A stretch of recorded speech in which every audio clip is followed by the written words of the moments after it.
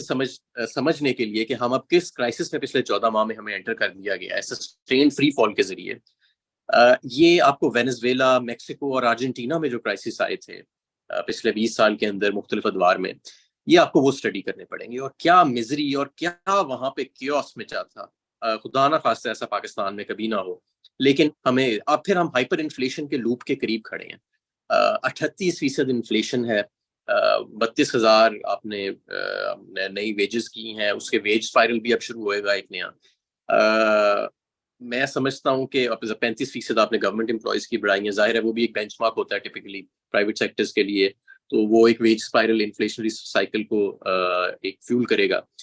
تو اگر اب مزید ہمارا خدا نخواستہ روپیہ ڈی ویلیو ہوتا ہے اور یہ ایگزسٹنگ ہمارے انفلیشنری سائیکلز جو ہیں یہ آلریڈی پلے میں ہیں، تو ہم پھر ایک ہائپر انفلیشنری لوپ کے قریب ہیں. اور ہائپر انفلیشنری لوپ کا یہ مطلب ہے کہ آپ کی کرنسی کے اندر سے لوکل پلیئرز کی بھی کریڈیبلٹی ختم ہو جاتی ہے. اور this is a crisis unlike any other. میں سمجھتا ہوں حکومت اس وقت شتر مرغ کی طرح اپنا اس کے اندر ڈال کے بیٹھی ہے، زمین کے اندر اپنا سر ڈال کے بیٹھی ہے، اور اس کرائسس کو بائی دا ہارنز نہیں لے رہی. یہ کرائسس خدا نہ خواستہ اگر اس وقت اس کو کنٹرول نہ کیا گیا تو جیسے میں نے پہلے کہا، یہ وہ کرائسس نہیں ہے جیسے پہلے پاکستان نے دیکھے تھے، جو آئی ایم ایف کا پروگرام کر لیا، کرائسس ختم ہو گیا، بوم بس سائیکل سے ہم نکل گئے، تھوڑی سٹیبلائزیشن کر لی، پھر تھوڑی سی کنزمپشن لیڈ گروتھ کر لی، اور آخری بجٹ اپنا ایک پاپولسٹ قسم کا دے دیا اور چلتے ہوئے. یہ وہ بجٹ نہیں، یہ وہ اس وقت حالات نہیں ہیں. I'm sorry to say this is an unprecedented time, not just in politics but also in economy. Thank you. Thank you Hammad بھائی. آپ نے جو امپورٹنٹ بات بولی کہ 6 ایکسچینج ریٹ چل رہے ہیں اس وقت ملک میں. آپ نے کہا ہائپر انفلیشن لوپ کے ہم کھڑے ہوئے ہیں قریب. میرے خیال سے ہم ہائپر انفلیشن کے لوپ میں انٹر ہوئے میں، خاص طور پہ جب دنیا میں کموڈیٹی پرائسز 30% سے ڈاؤن ہے اور آپ کی 38% انفلیشن ہو تو مطلب واٹ کین یو سے. اور آپ نے کہا ٹیکنیکلی ہم ڈیفالٹ ہیں.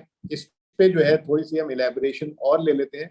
ہمارے اگلے اسپیکر ہیں Saleem Raza sahib, ex Citi banker, ex Pakistan central bank governor. Over to you sir. ہاں، تھینک یو ویری مچ. بہت شکریہ مزمل. سب کی اجازت کے ساتھ میں انگریزی میں پورا بولوں گا. یہ اکنامک ٹرمز کا ترجمہ میں ابھی تک سیکھا نہیں ہوں اردو میں صحیح طرح سے. So I'll talk about debt servicing issues we face, starting with risks in the financing costs for this year's federal deficit, and then secondly going on to trying to assess what we do with the ongoing, mountingly, increasingly unserviceable size of our foreign currency debt repayments due over the next several years. Now, domestic financing, domestic debt, or the budget deficit, the net federal government revenue this year will be 7 trillion, against which debt servicing cost alone is 7.3 trillion. What that really means is that net federal government revenue doesn't even service the entire interest cost, and then all other expenditure, that extra interest cost and all other expenditure therefore has to be financed by debt. Now this government forecast cost of 7.3 trillion is really vulnerable to the risk that inflation may not fall fast enough. The government's average inflation forecast, average inflation at 20% for next year, which implies a June 24 inflation rate of 2-3%, low single digits. If it's higher, say 7 or 8%, which is still, good progress, and it has been the rate of interest we've run for several years in Pakistan on an average. If we end up at 7 or 8%, then inflation will not have come down as fast. So the policy rate, which is the benchmark for the cost of government debt, the state bank policy rate, will not have come down as fast as well, or as expected or as assumed. So if we have just another 1.5% extra cost of domestic debt financing, that would come to about an extra 620 billion rupees of cost. Similarly, we have forecast, I think quite optimistically, an 8.5 billion rupee surplus in our repayments, less the inflows we're going to get the debt inflows we're going to receive. So this 8.5 billion translates to 2.6 trillion rupees. Let's say all the inflows don't transpire and we end up with a 1.5 trillion rupees surplus, not 2.6. So the balance of 1.5 trillion, 1.3 trillion will have to be borrowed domestically. Domestic costs are at least 10% higher than foreign currency costs.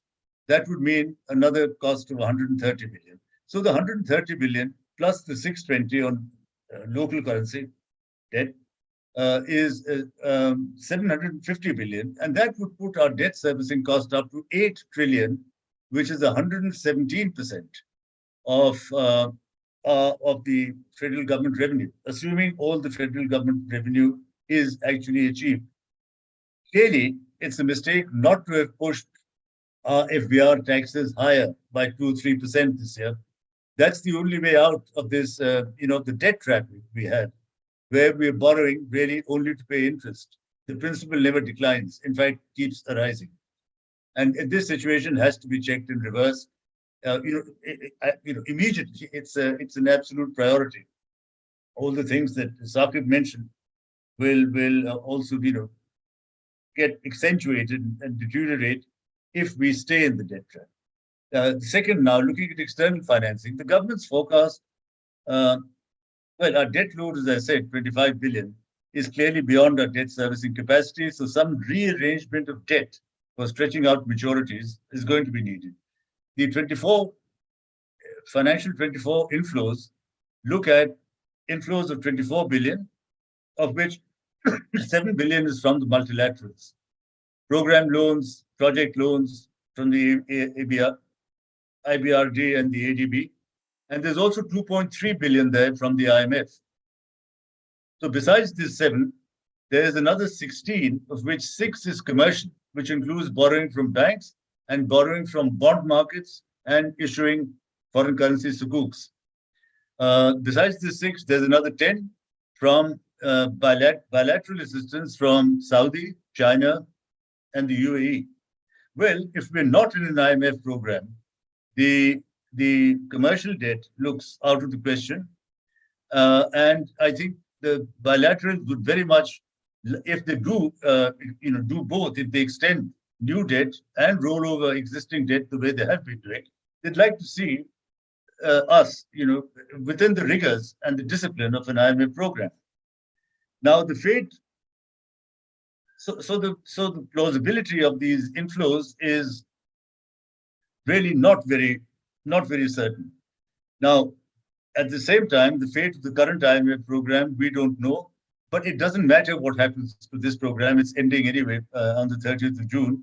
We need a new 2 or 3 year program for $8 billion, $8 to $10 billion, because an IMF program provides assurance to lenders to Pakistan that the IMF has validated Pakistan's debt servicing capability, which either exists or steps are being taken to make it exist.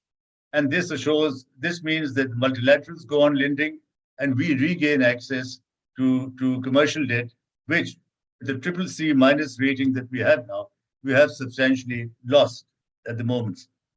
Now,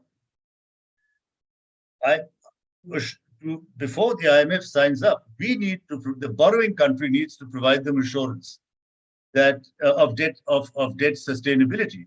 And there are only 2 ways you can do that. We have about $44 billion of debt from bilaterals. One way or another, in different forms, we have 30 billion of debt to China, 7 or 8 to the Middle East, and there's about 8 billion to the Paris Club.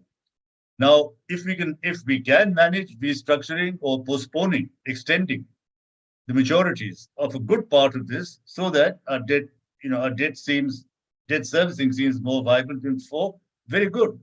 If not, we have to look at the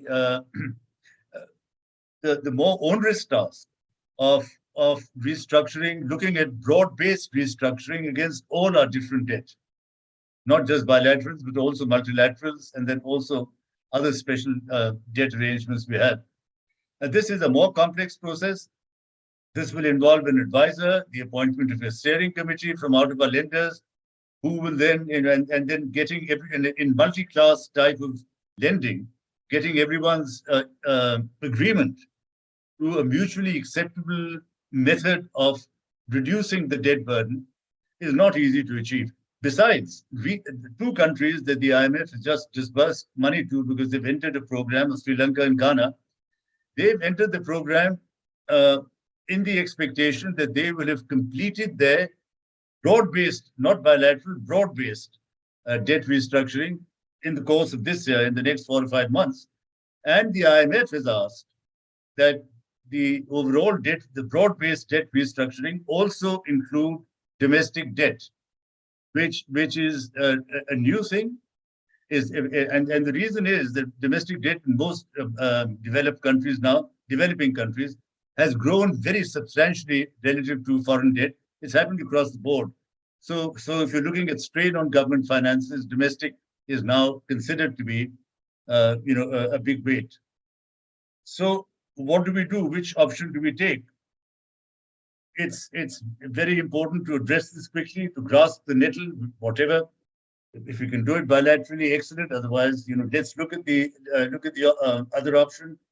The worst outcome would be negligence, where we do nothing, we slip into default, because history shows us that countries that restructure before default have gained access to commercial markets, international debt within a year, and countries that have defaulted first and then sought to restructure, for them to regain normal access has taken 3 years and longer. So on that note, I'll close, and just stress again that the way out of our domestic debt trap is more taxes. That's got to be emphasized. That is an existential issue for us, and substantially broad-based taxes covering all sectors. And the second is we've got to grasp the nettle of what we're going to do in terms of rearranging our debt to provide foreign currency debt, to provide room for us. Thank you very much, Muzammil. Over to you. Thank you very much, Salim Raza साहब. सबसे पहले, you have mentioned कि जो 7.3 trillion rupees estimate कर रही है government in terms of debt servicing, this will overshoot by 750 billion rupees. Wow, यानी कि 8 trillion rupees cross कर जाएगा. Same thing happened last year. They estimated 4 trillion rupees and they ended up at 5.5 trillion rupees.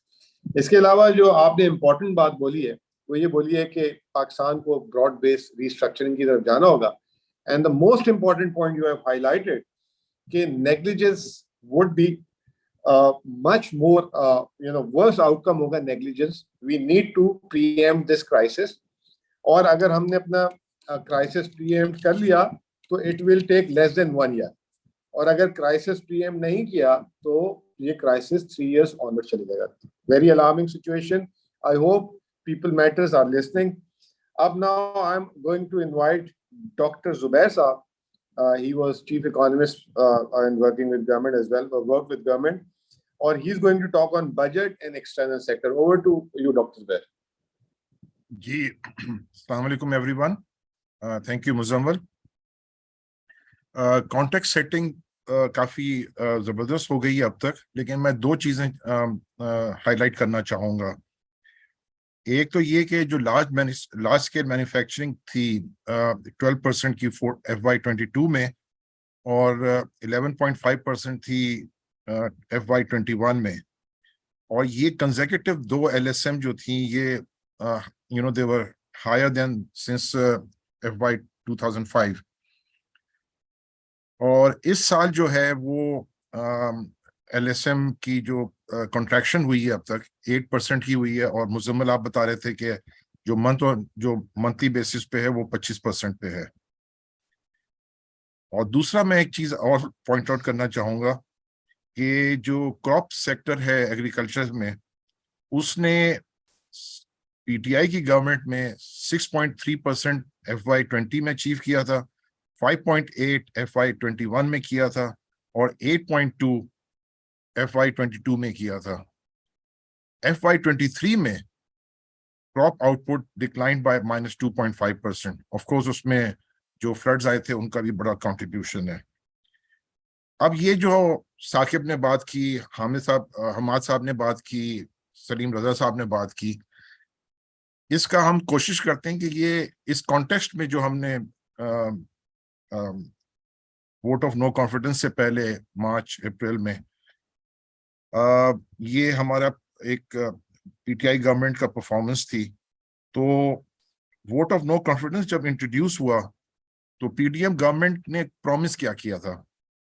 انہوں نے promise کیا تھا کہ ہم better economic performance, inflation rate کو کم کریں گے، اور ایکسچینج ریٹ جو پی کے آر ایکسچینج ریٹ ہے اس میں اپریسیشن لے کر آئیں گے. اب جو ثاقب نے جو پولک کرائسس کا ہائی لائٹ کیا ہے، تو اس سلسلے میں اپنا ایک آپ سے ایک شیئر کرنا چاہوں گا.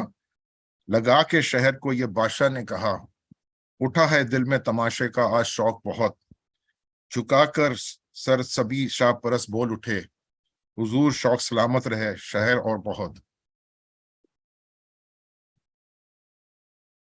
مجھے سب سے جو ایپ ڈسکرپشن ہے FY24 کے بجٹ کی، وہ AKD سیکورٹیز کا تھا، A road to nowhere.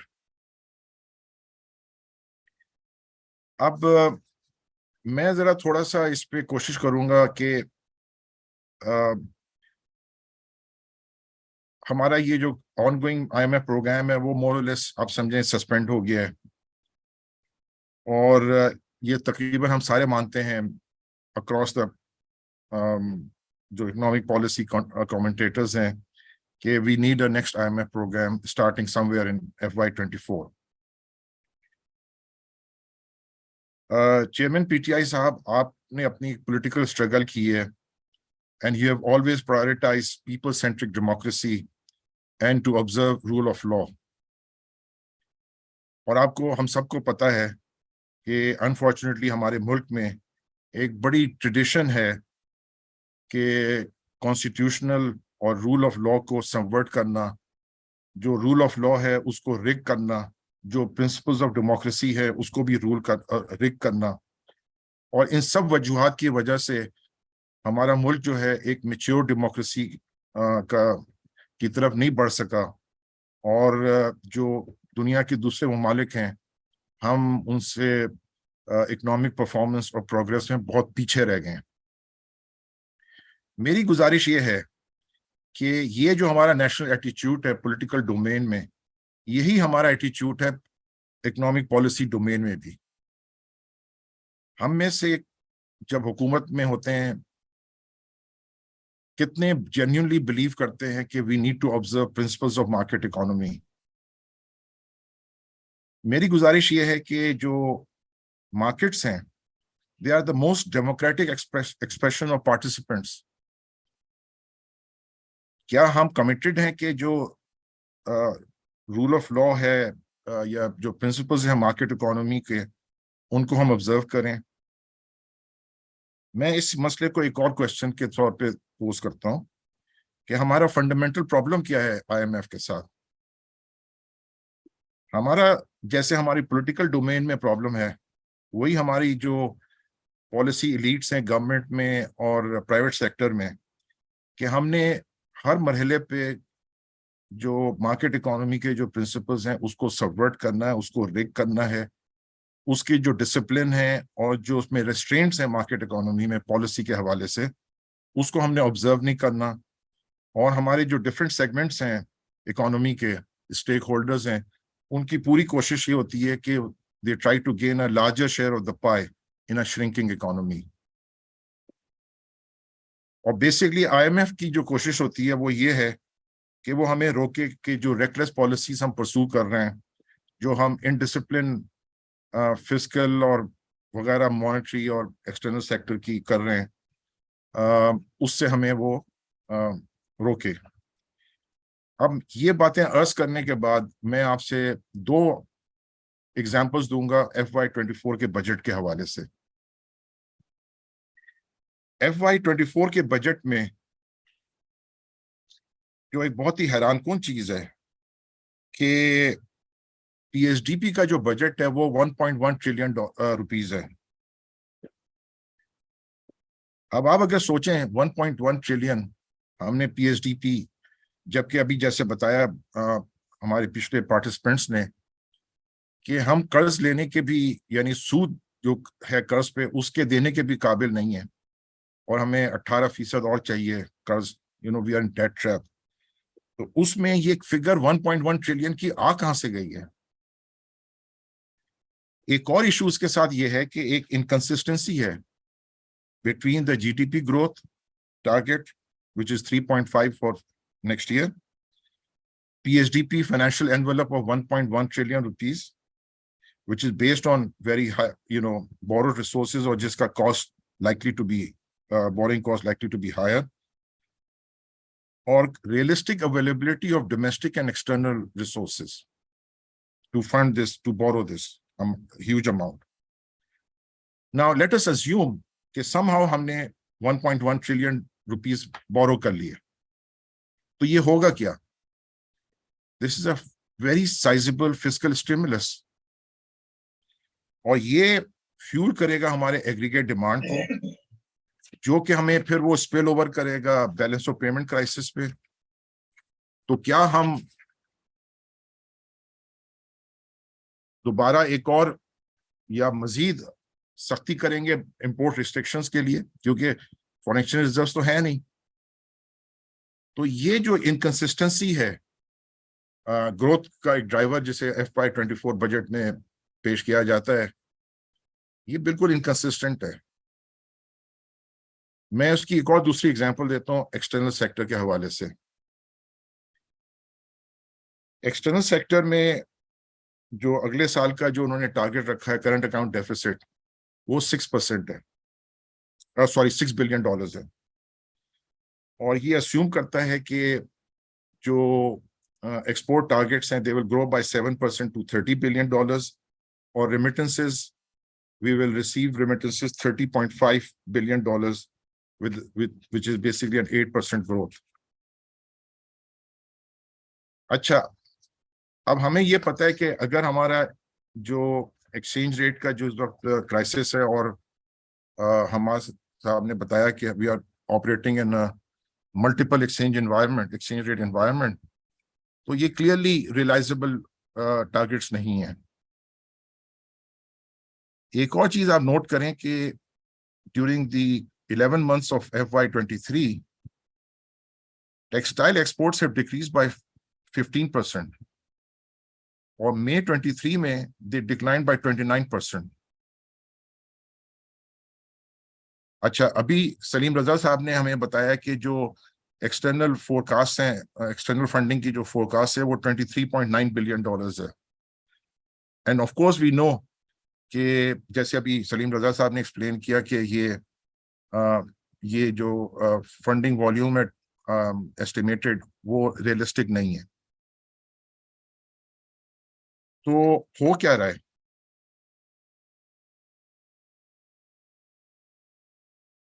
ایک جو ایم پی سی کی میٹنگ تھی اس میں پوسٹ ایم سی پی میٹنگ میں جو بیک گراؤنڈ بریفنگ تھی اس میں جو اسٹیٹ بینک گورنر ہیں انہوں نے کہا کہ as of now there is no plan to enter into any debt restructuring. اور ایف ایم ڈار صاحب نے آئی سی اے پی کا جو پوسٹ بجٹ سیمینار تھا اس میں انہوں نے کہا کہ we should give hope to the people of Pakistan that they will come out of this crisis and there's no need to panic about the possibility of default. پھر وہ add کرتے ہیں you being nuclear power and being missile power has not been digested by most of the world. He emphasized that Pakistan would manage all international payments and would not seek haircuts. تو یہ چیز بتاتی ہے کہ جو ہماری جو immediate اپ coming imperative ہے اکنامک مینجمنٹ میں گورنمنٹ میں کلیئرٹی نہیں ہے کہ ہمیں ڈیٹ ریسٹرکچرنگ کرنی ہے, ڈیٹ ریسکیجولنگ کرنی ہے یا ری پروفائلنگ کرنی ہے. اور جیسے ابھی سلیم رضا صاحب نے بتایا کہ یہ بڑا کمپلیکس اور ڈیفیکلٹ ایکسرسائز ہے. میں فائنل پوائنٹ اپنا اس بات پہ ختم کروں گا کہ اگر کوئی آنیسٹ فائنانس منسٹر ہو, ایک ٹرانسپیرنٹ فائنانس منسٹر ہو, اور اس کی کوشش یا ٹارگیٹ ہوگا کہ میں نے ایک سیریس اور کریڈیبل بجٹ دینا ہے given all these realities that we have just all discussed. اس کا پہلا اسٹیپ یہ ہوتا کہ وہ at least from March of this year وہ آئی ایم ایف کو انگیج کرتا ان ڈیٹ سسٹینیبلٹی انالیسس. وہ debt sustainability analysis will tell you کہ آپ نے ریسٹرکچرنگ کرنی ہے, آپ نے ریپروفائل کرنا ہے, یا آپ نے ریسکیجول کرانا ہے, آپ نے ایکسٹرنل ڈیٹ میں کس کے ساتھ کرنا ہے, آپ نے ڈومیسٹک ڈیٹ کرنا ہے نہیں کرنا. The starting point is that.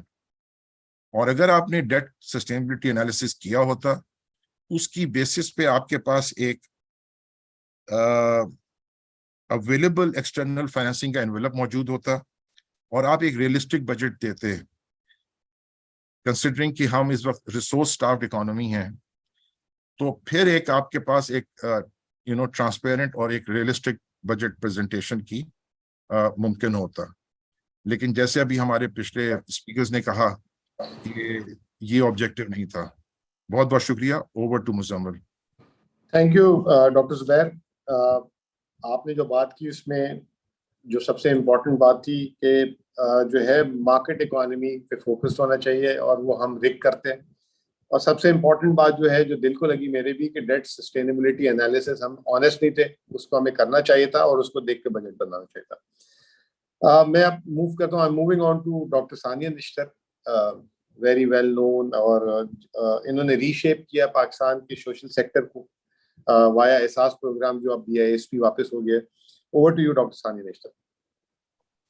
Thank you very much, Muzammil, and Assalamu alaikum to everyone. So basically جو سماجی تحفظ کا جو کمپوننٹ ہوتا ہے بجٹ میں, اس کو آپ نے اوور آل کانٹیکسٹ میں بنانا ہوتا ہے. اور اس وقت جیسے کہ کالیگس نے سب نے فرمایا, ایک غریب آدمی پہ, ایک عام آدمی پہ, ایون مڈل کلاسز پہ شدید مشکلات کا ان کو اس وقت سامنا ہے. 38% شرح مہنگائی ہے, معیشت 3 to 4% سکڑ گئی ہے, روزگار کے مواقع جہاں ہیں وہ آپ کو معلوم ہے.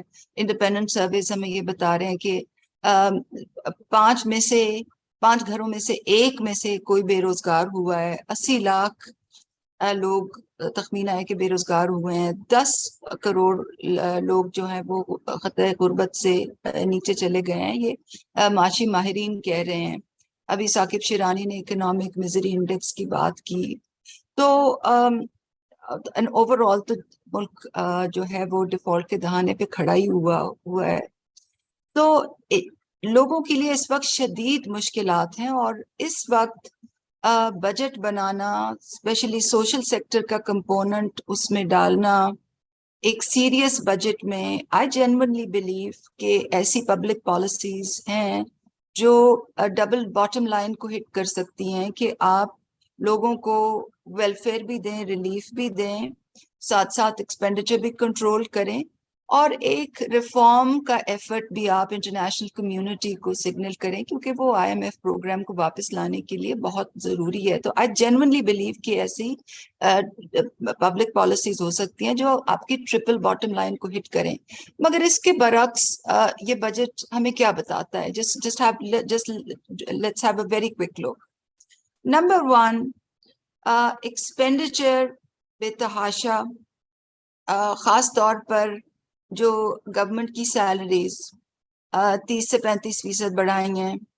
PSDP میں بہت زیادہ اسپیشلی دا SDG کمپوننٹ اضافہ کیا ہے, largely for political reasons. Pensions میں 17% اضافہ کیا ہے.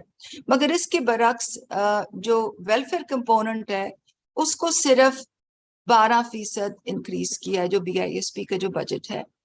اب یہ کہیں میں نے سنا ہے کہ وہ کہہ رہے ہیں کہ 25% بڑھایا, but that is not the case. ان کا جو پچھلے سال کا بجٹ تھا وہ اراؤنڈ 365 تھا. پھر انہوں نے فیول سبسڈی کی مد میں around 40 billion middle of the year announce کیے تھے, جس کی یوٹیلائزیشن 0 تھی. آئی وانٹ ٹو ایمفسائز, اس کی یوٹیلائزیشن 0 تھی. اسی کو ری پرپس کر کے پھر سیلاب کی کانٹیکسٹ میں ڈال دیا.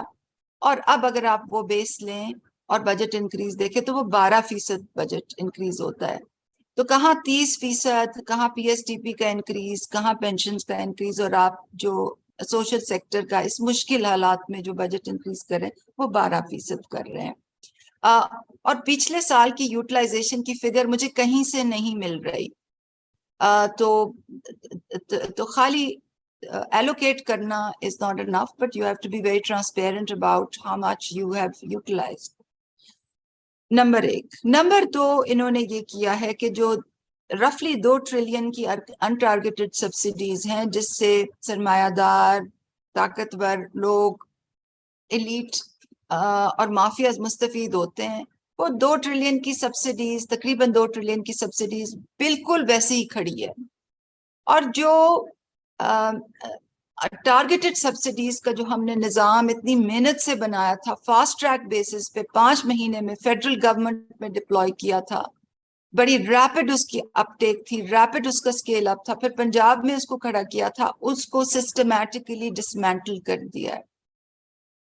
اور جو انہوں نے اسٹیٹمنٹ دی ہے کہ ہم نے ٹارگیٹڈ سبسڈی کی مد میں 35 ارب یوٹیلیٹی سٹورز کارپوریشن کے لیے رکھا ہے, وہ ٹارگیٹڈ سبسڈی کی مد میں نہیں ہے, وہ ان ٹارگیٹڈ سبسڈی ہی جائے گی سرٹن کموڈیٹیز کی کاسٹ کو کم کرنے کے لیے, جیسے کہ پہلے ہوتا تھا. جو اساس کا سسٹم تھا وہ اس وقت اٹ اسٹینڈز ڈسمینٹلڈ, اس کے لیے کوئی بجٹ نہیں ہے. تو دیٹس نمبر 2. نمبر 3, جو فرامر پرائم منسٹر عمران خان کی جو ویژن تھی کہ جو ریڈی بان ہیں ان کو تحفظ دیں, ان کو لائسنسز دیں, ان کو کارٹس کے لیے فنانسنگ دیں, ان کو ٹارگیٹڈ ٹریننگ دیں, کیونکہ یہ کوئی ایک 22 لاکھ بڑے پسماندہ لوگوں کا ایکو سسٹم ہے. ہر ریڈی بان کے ساتھ 5 اس کی ویلیو چین میں لوگ منسلک ہیں, اور ایک بہت ہی بڑا ایکو سسٹم ہے لوگوں کا, وہ اس سے بینیفٹ کرے گا with zero cost to the government, literally zero cost to the government. وہ انہوں نے systematically dismantle کر دیا ہے. احساس کے different components dismantle کر دیے ہیں. کامیاب جوان, کامیاب پاکستان میں جو قرضوں کی اسکیمیں تھی, جو ہیلتھ کارڈ تھے, وہ جس پروگرام میں بے نظیر کا نام نہیں آ سکتا تھا. اور مزمل آپ نے بات کی احساس اور BISP کی. احساس and BISP are not synonymous. As you know, احساس کی ایگزیکیوشن ڈفرینٹ ادارے کرتے تھے. اس میں ایک BISP ایز این اینٹی کا کمپوننٹ تھا, ایگزیکیوشن کمپوننٹ تھا, وہ انہوں نے رکھے ہیں اور ان کو ری برانڈ کر دیا ہے. مگر اور اس میں بھی سارے پروگرامز جو تھے وہ نئے ہم لے کے آئے تھے, جو احساس نشو نما, احساس انڈر گریجویٹ اسکالرشپس, ان کو ری برانڈ کر دیا. اور جو باقی جو ہمارے ویلفیئر پروگرامس تھے, چاہے وہ صحت کارڈ ہو, چاہے وہ کامیاب جوان اور کامیاب پاکستان کے قرضے ہوں, چاہے وہ احساس راشن ہو, چاہے وہ احساس جو ریڈی بان ہو, ان کو سسٹمیٹکلی ڈسمینٹل کیا ہے. نمبر 4. اور نمبر 5 یہ کہ انہوں نے منیمم ویج کو 25,000 سے 32,000 کر دیا. ان پرنسپل تو بڑی اچھی چیز ہے, but they know very well کہ ان کے اوپر اسٹے آرڈرز ہیں, منیمم ویج کے اوپر اسٹے آرڈرز ہیں جو دہائیوں سے ویکیٹ نہیں ہوئے ہوئے. تو یہ 5 چیزیں جو انہوں نے کی ہیں, ان کا very quick feedback on that. اب کرنا کیا چاہیے تھا؟ بیکاز آئی جینوئنلی فیل کہ ہمارے پاس ایسے پبلک پالیسی ٹولز ہیں کہ ہم لوگوں کو ویلفیئر بھی ایٹ اسکیل دے سکتے تھے, ساتھ ساتھ ہم اپنی ایک ریفارم مائنڈڈ انٹینٹ بھی IMF کو سگنل کر سکتے تھے, اور ساتھ ایکسپینڈیچر کنٹرول اور ایڈیشنل ریونیو سورسز بھی لا سکتے تھے. کچھ چیزوں کا میں بہت جلدی ذکر کروں گی بیکاز آپ نے ہمیں 5 منٹ کی ٹائم لائن دی ہوئی ہے مزمل.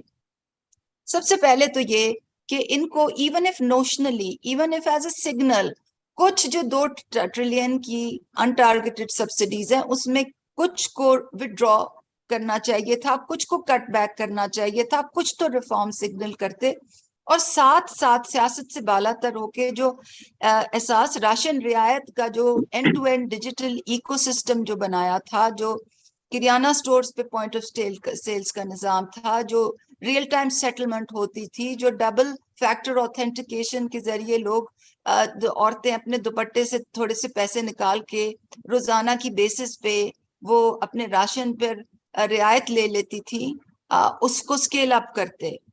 आपको याद होगा कि हमने प्राइम मिनिस्टर के बहुत प्रेशर होता था कि यूटिलिटी स्टोर कॉर्पोरेशन को डिजिटाइज करो, और हमने वो डिजिटाइजेशन का जो प्रोसेस था, एक दफा फेल हुआ, दूसरी दफा फेल हुआ, फिर तीसरी दफा 4000 यूटिलिटी स्टोर्स की डिजिटाइजेशन कंप्लीट हुई, हार्डवेयर इंस्टॉल हुआ, उस पर ट्रेनिंग्स कंप्लीट हुई, उसके एहसास के इकोसिस्टम और डेटा एनालिटिक्स सिस्टम्स के साथ उसकी एंड टू एंड हमने मैपिंग की, इंटीग्रेशन किया। क्यों किया? वो इसलिए किया, और फिर 5 महीने में हमने बड़े रैपिडली वो टारगेटेड सब्सिडीज का निज़ाम अपस्केल किया। वो चलता था, वो लास्ट जून तक चला, बट इन्होंने खामोशी से पिछले जून उसके लिए पैसे नहीं रखे, इस दफा फिर नहीं रखे। और जब हमने उसको पंजाब में चलाया तो उसको सिस्टमैटिकली डिसमेंटल एक केयर टेकर गवर्नमेंट ने किया, systematically dismantle, and this is documented. तो बात मैं ये कर रही थी कि करना क्या चाहिए था। वो बड़ा क्विक स्केल अप था, इंस्टेंट क्विक स्केल अप था, और इनको चाहिए था कि हमने 2000 की सब्सिडी दी है, 3000 की देते, हम उसको 3 चीजों पे दी है, 4 चीजों पे देते, तो उसको डीपन करते, उसको वाइडन करते। मगर एहसास के नाम से इतनी नफरत थी, जो पिछली हुकूमत ने जो चीजें की हुई थी उनसे इतनी नफरत थी कि वो सिस्टमैटिकली उसको ना सिर्फ वफाकी हुकूमत ने बल्कि केयर टेकर गवर्नमेंट ने भी उसको टुकड़े टुकड़े किया। तो बात मैं ये कर रही थी, नंबर 1 की अनटारगेटेड सब्सिडीज को ये कुछ नोशनली कम कर देते सिग्नल करने के लिए, और टारगेटेड सब्सिडी के निजाम को एक्सपैंड करते, नंबर 1। सेकेंडली, एक्सपेंडिचर कुछ तो कम करते। ये I know I will get very unpopular saying कि ये 30% सैलरीज में इजाफा, ये 35% सैलरीज में इजाफा, ये हर किस्म के अलाउंस में इजाफा, ऐसे ऐसे अलाउंस जो मैंने अपनी जिंदगी में नहीं उनका नाम सुना था, हर किस्म के अलाउंस में इजाफा। ये किस किस्म की पॉलिसी थी at a point in time जब मुल्क बैंकरप्सी के वर्ज पे खड़ा हुआ है? कुछ तो उसमें ये कमी करते। और फिर साथ ये भले BISP को ही देते, बट बजट उसका 12% से तो ज्यादा करते। और उसका अच्छा, आप पूछेंगे कि जी रेवेन्यू कहाँ से आएगा? तो इन्हीं की पॉलिसी है कि जी हमने, I am just stepping aside to make a point, कि जी जो 0.6% जो टैक्स है वो हम उन पे लगाएंगे कैश विड्रॉल्स पे, जो कि जिनके बैंक अकाउंट्स हैं बट जो नॉन फाइलर्स हैं। For heaven sec, you know कौन लोग हैं जो नॉन फाइलर्स हैं, जिनके बैंक अकाउंट्स हैं। Why can't you just run data analytics and go after them? हमने एग्जैक्टली यही चीज तो की थी जब हमने BISP से 8,20,000 ऐसे लोग निकाले थे जो टोटली अनडिजर्विंग थे। ये क्यों नहीं इस वक्त सिग्नल कर सकते IMF को कि yes we are reform minded, yes we have the capability to run data analytics, and yes we have done that, here is the additional revenue, we are going to increase our social sector budget. It was the easiest thing to do. इसके अलावा ये federal provincial partnership, fiscal partnership हमने health card में की। Federal provincial sorry आपका drag हो गया 2 times, और चेयरमैन भी जो है ऑन द मीटिंग। बस तो 1 मिनट 30 सेकंड मैं खत्म कर रही हूँ। ये फेडरल प्रोविंशियल पार्टनरशिप जो शो कर सकते थे। सेकंड थिंग, थर्ड थिंग, एहसास रेडीबान को ये एक्सपैंड कर देते with 0 cost to them. Fourthly, ये कंट्रीब्यूटरी हेल्थ इंश्योरेंस को कंट्रीब्यूटरी कर देते, पेंशन्स को कंट्रीब्यूटरी कर देते।